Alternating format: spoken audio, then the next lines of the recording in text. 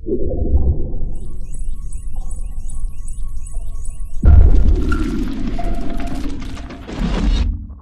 want to welcome in Andrew Ramspacher from the Daily Progress in Charlottesville, Virginia, who covers UVA football down in Virginia.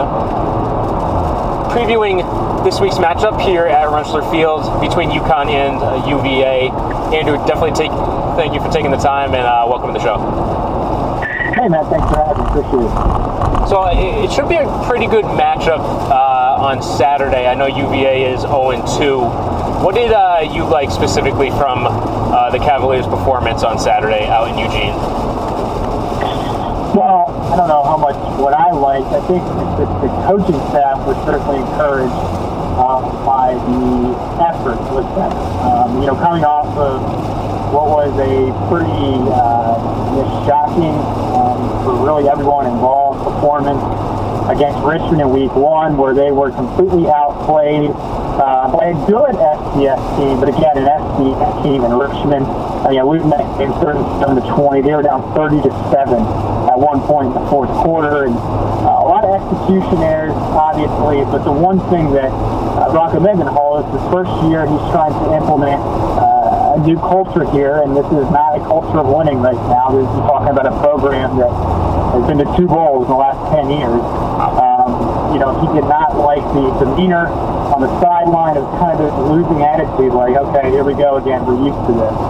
What he was encouraged by in Week 2 and what he challenged them to do in Week 2 is to be more engaged. Act like you enjoy being out there, that type of thing. And play harder. And he got that out of him. It's kind of weird to say because, he still lost by 18 points. But they won the second half, 20-14. He felt the effort was very good. Bronco Mendenhall went as far to say he had fun coaching his team, which is kind of odd. You're talking about a team that gave up 632 yards of offense in that game, but he liked the effort, he liked the aggression, and he felt that it was a step forward from the Richmond result. So, to me, the big thing is, okay, well, what's the next step? That's winning the game. This team is still 0-2, and has not only 0-2, but is 0-2 with an average margin of defeat of 6.5 points. So, it's not like it's been really, really competitive those first 2 games. So here's a chance, an opportunity, get UConn to kind of set all together and kind of take that next step. I don't think over that win hurdle, and then it's kind of like they can kind of reset things and go from there. So you mentioned this is Bronco Mendenhall's first year in Charlottesville.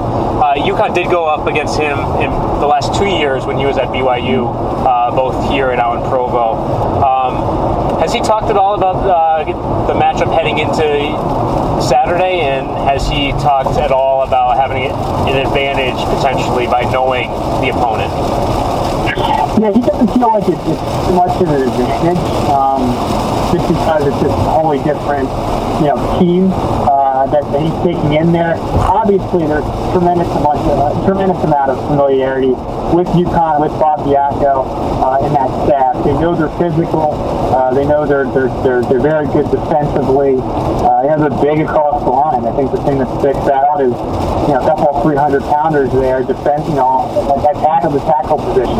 It's going to be a big challenge for Virginia's offensive line, which has done okay rushing the ball, but has given up 9 sacks in 2 weeks. So, there's some familiarity there. I think they can. When you look at Virginia's 2016 schedule, and you're talking about a staff at UVA that came from BYU, it's weird to say that UConn is the team, the opponent that this staff is most familiar with, but it's true. Playing in the last 2 years, and UConn hasn't had a coaching change since that time. It's been Bob Diaco. So, I think there's a sense of comfortability, I guess, a little bit going in there, just knowing what UConn's about. But just on the flip side, I think from UConn's perspective, they know what Virginia's going to be about. It won't be a surprise because it's a new coach, because they know that coach. It's basically the entire staff from BYU. So it's an interesting matchup because they haven't played in a while, but the staffs are pretty familiar with each other. Now, you did mention the offensive line. I wanted to get to them a little later, but since you brought them up, it seems there's been some shuffling across the line with some struggles early on in the season. Has he locked in a line, or should we expect some new guys in and out of the lineup on Saturday? Yeah, I mean, they're pretty thin. There's not a whole lot of pieces to really play with. They didn't make a move where Michael Mooney went from tack to guard and started that way on Saturday. They ran the ball a lot. It was ignorant yet. For instance, against Oregon. Oregon, the defensive line is not a strong suit by any stretch, but Virginia did have some success. With some gaps to open up the middle. Albert Reed took advantage, the running back, went for 126 yards, and they looked pretty good. So, but the flip side is let's have protection problems. I think some of that is on the quarterback, Kurt Benkert. He even admitted that he's created that pressure, lived on his own, hanging on the ball a little longer than he should, kind of rolling into pressure when he's in the pocket there instead of stepping up, which creates a challenge certainly for the offensive line. It's not a real favorable situation. So, I think it's a mixed bag right now for the offensive line. It's not very deep. We're talking about, they only played 6 guys in game 1. Game 2, they added a 7th guy by the name of R.J. Proctor. But you're talking about a line that, no offensive line gets through a whole year without injury. And, they're 1 or 2 injuries away from that being a pretty significant issue, at least from a numbers standpoint. I'm talking with Andrew Ramspacher of the Daily Progress down in Charlottesville, previewing this Saturday's matchup with the UVA Cavaliers. Talking offense, you mentioned the quarterback. What type of offense should fans expect to see at Rentschler on Saturday? It's Robert and I, the offensive coordinator, comes from the Mike Leach coaching tree, which is familiar with that. Obviously, an air raid attack where they're going to throw the ball all over the place. But I think the wrinkle that makes Robert and I a little different than Leach is that he will involve the run. He will be physical a little bit. You'll see a tight end out there every now and then. And some of that is playing to produce strength. Obviously, he wasn't involved in the recruitment of this team. He just came on to this staff, just joined this program, like the rest of them, last year. And he has to kind of coach with what he's been given. And what he's been given is a deep, stable running back. So you got to work with that. So it's an air raid that will spread it out and things like that, but does have a running and kind of a physical nature to it when it can, because that's what suits his personnel the best. Now, the UConn staff has some former UVA coaches on it, particularly Diaco himself worked under Al Groh at Virginia, and then Anthony Poindexter played safety there. Vincent Brown came as a linebacker coach. What are your recollections being around the program of them in their time in Charlottesville, and what are your thoughts overall?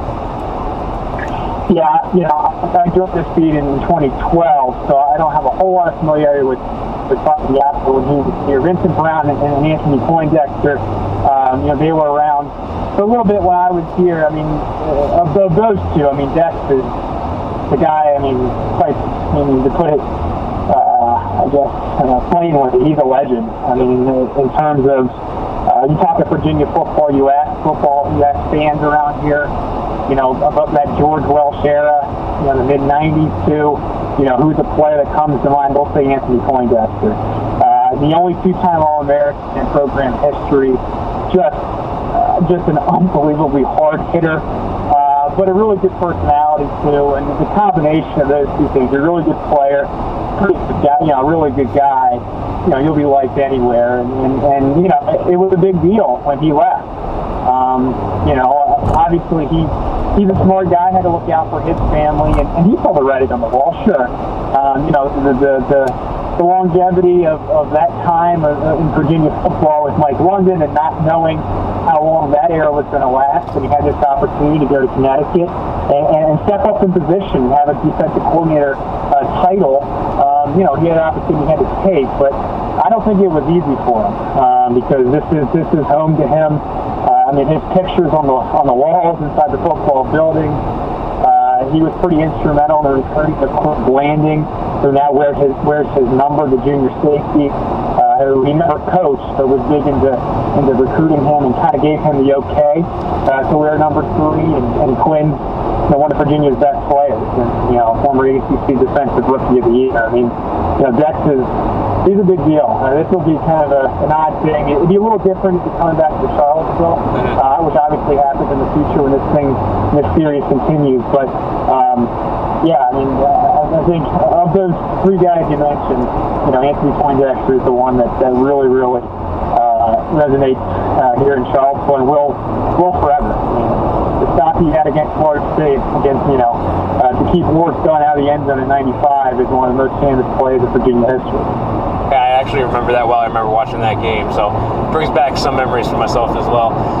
In terms of what you expect on Saturday, do you foresee that the Virginia team has really turned it around? You mentioned that second half out in Eugene, Oregon, where they did outscore the Ducks 20-14.